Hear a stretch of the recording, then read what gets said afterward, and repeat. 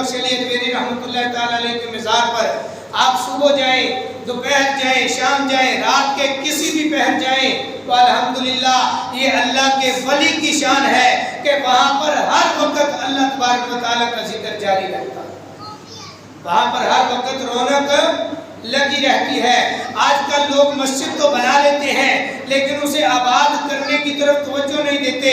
مسجدوں کی حالت دیکھ کر علامہ محمد اقبال رحمۃ اللہ تعالی علیہ آپ کا یہ شعر یاد آتا ہے کہ مسجد تو بنا لی شمبر میں، ایمان کی حرارت والوں نے، من اپنا پرانا پاپی ہے برسوں میں نمازی بن نہ سکا۔ آج بھی دیکھیں مسجدیں تو بری ہیں، ہر علاقے میں، ہر محلے میں، ہر ٹاؤن میں 2-3 مساجد ہیں، لیکن مساجد کو آباد کرنے والے لوگ نہیں ہیں۔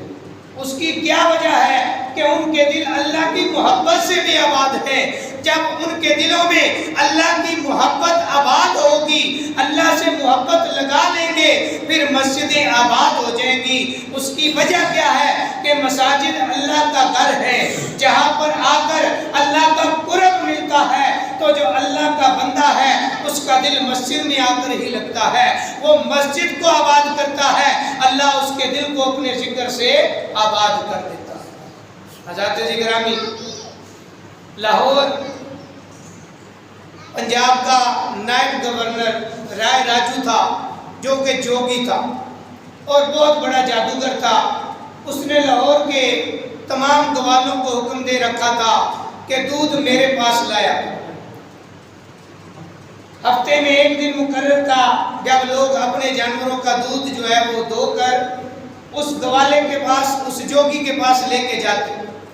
حضرات گرامی، حضرت داتا گنج بخش علی اجمیری رحمۃ اللہ تعالی علیہ دریا کے کنارے پر موجود ہے، تشریف فرما ہے۔